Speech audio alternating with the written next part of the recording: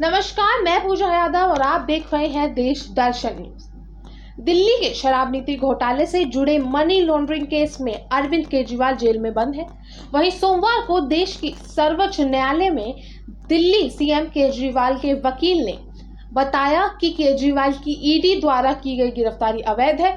इसके साथ ही केजरीवाल के वकील अभिषेक सिंघवी ने यह भी बताया कि केजरीवाल की जमानत के लिए उन्होंने जमानत याचिका क्यों दाखिल नहीं की। दिल्ली के मुख्यमंत्री के वकील ने सोमवार को सुप्रीम कोर्ट को बताया कि अरविंद केजरीवाल का नाम शराब नीति घोटाले से जुड़े मनी लॉन्ड्रिंग केस में दिसंबर 2023 तक 10 दस्तावेजों में था, जिनमें की सीबीआई आरोप पत्र और ईडी अभियोजन शिकायत शामिल है। उसमें केजरीवाल का नाम शामिल नहीं था।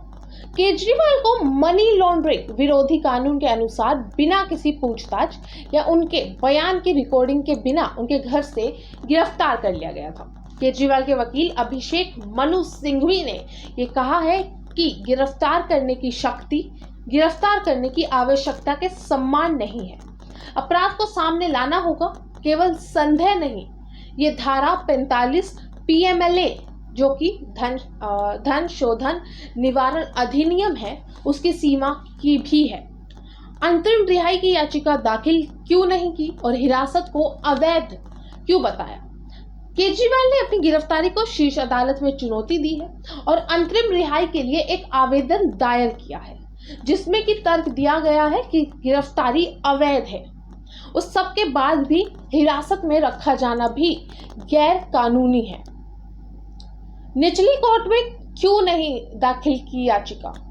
कोर्ट के ये पूछे जाने पर कि केजरीवाल ने निचली अदालत में जमानत के लिए याचिका क्यों नहीं दायर की, सिंघवी ने न्यायमूर्ति यानी कि जस्टिस संजीव खन्ना और जस्टिस दीपांकर दत्ता की बेंच को बताया कि उन्होंने उच्चतम न्यायालय का दरवाजा खटखटाया है, क्योंकि सुप्रीम कोर्ट का व्यापक क्षेत्राधिकार है।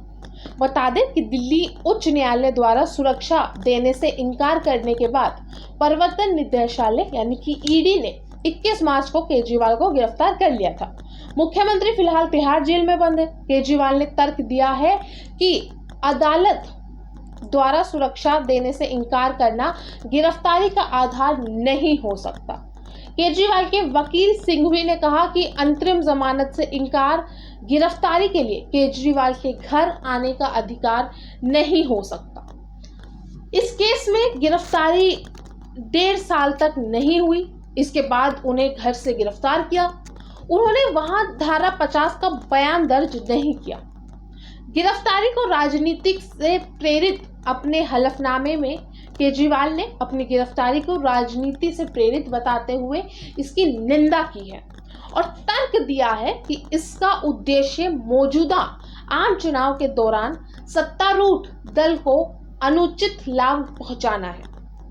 इसके साथ ही उन्होंने तर्क दिया है कि यह मामला राजनीतिक विरोधियों को परेशान करने के लिए केंद्र सरकार द्वारा जांच एजेंसियों के दुरुपयोग का एक प्रमुख उदाहरण है।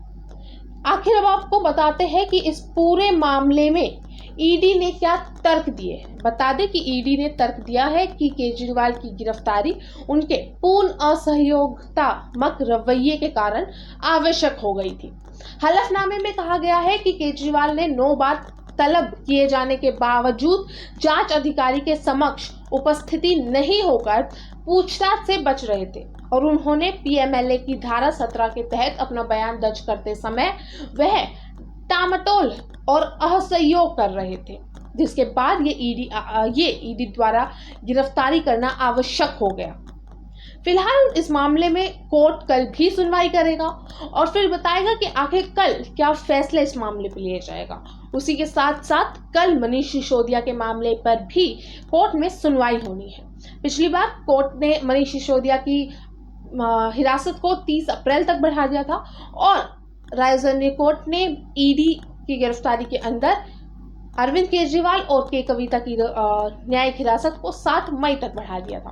फिलहाल इस मामले में सुप्रीम कोर्ट कल भी कार्रवाई करेगा और मनीष सिसोदिया के मामले पे भी कल कार्रवाई होनी है। तो ऐसे में इन दोनों आपके बड़े नेताओं के में में हिरासत में रहना है या हिरासत से बाहर आ जाएंगे। इस पूरे मामले में कोर्ट क्या फैसला लेगा ये तो कल ही पता चलेगा। तब तक के लिए आप देखते रहिए देश दर्शन। धन्यवाद।